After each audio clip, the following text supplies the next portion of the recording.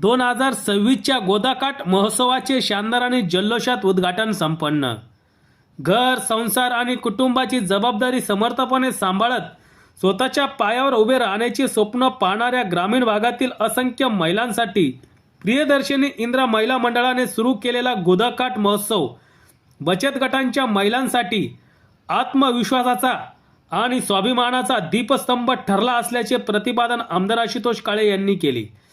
प्रियदर्शिनी इंदिरा महिला मंडळ कोपरगाव यांच्या वतीने महात्मा गांधी जिल्हा प्रदर्शन चॅरिटेबल ट्रस्ट कोपरगाव येथे आयोजित गोदाकाठ महोत्सव 2026चे उद्घाटन अतिशय शानदार व मोठ्या जल्लोषात माजी आमदार अशोकराव काळे यांच्या मार्गदर्शनाखाली गौतम बँकेच्या माजी संचालिका व प्रियदर्शिनी इंदिरा महिला मंडळाच्या अध्यक्षा पुष्पाताई काळे यांच्या हस्ते व आमदार आशुतोष काळे व जिल्हा बँकेच्या माजी संचालिका चैतालीताई काळे यांच्या प्रमुख उपस्थितीत व असंख्य मान्यवरांच्या उपस्थितीत मोठ्या उत्साहात संपन्न झाला। या प्रसंगी आमदार आशुतोष काळे बोलत होते।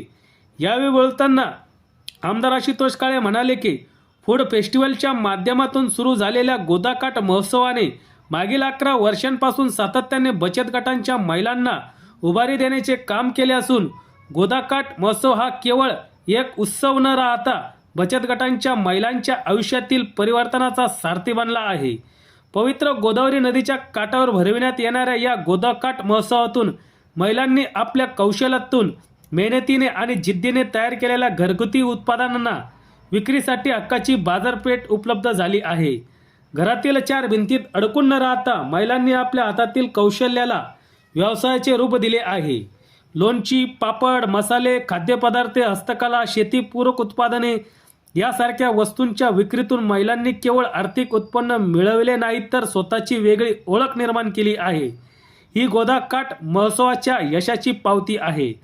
बचत गटांच्या महिलांच्या पाठीशी खंबीरपणे उभे राहून त्यांच्या स्वप्नांना बळ देण्याचे आणि दिशा देण्याचे कार्य प्रियदर्शिनी इंदिरा महिला मंडळाच्या अध्यक्षा पुष्पाताई काळे यांनी मातृत्वाच्या भावनेतून केले आहे, तर जिल्हा बँकेच्या माजी संचालिका चैतालीताई काळे यांनी महिलांची क्षमता ओळखून त्यांच्या क्षमतेला वाव मिळवून देताना त्यांना आर्थिक व्यवहार, संघटन आणि स्वावलंबनाची वाट दाखवली आहे।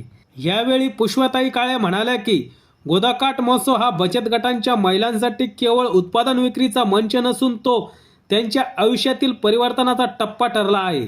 घरगुती जबाबदाऱ्यांमध्ये अडकून पडलेल्या महिलांना या महोत्सवाने स्वतःची ओळख निर्माण करण्याची संधी दिली। अनेक महिलांसाठी हा पहिलाच अनुभव होता जिथे त्यांच्या मेहनतीला किंमत मिळाली आणि त्यांच्या कौशल्याला समाज मान्यता प्राप्त झाली। या महोत्सवामुळे महिलांमध्ये आर्थिक स्वावलंबनाची जाणीव निर्माण झाली। स्वतःच्या कष्टातून मिळवलेल्या उत्पादनामुळे महिलांचा आत्मविश्वास वाढला, निर्णय क्षमतेला बळ मिळाले आणि कुटुंबातील स्थान अधिक सन्मानाचे झाले। या बदलांचा परिणाम केवळ त्या महिलांपुरता मर्यादित न राहता त्यांच्या कुटुंबावर व संपूर्ण समाजावरही सकारात्मकरित्या झाला। गोदाकाठ महोत्सवाने महिलांच्या संघर्षाला दिशा देऊन त्यांच्या स्वप्नांना नवीन वाट दाखविण्यात महत्त्वाची भूमिका बजावत असल्याचे त्यांनी सांगितले।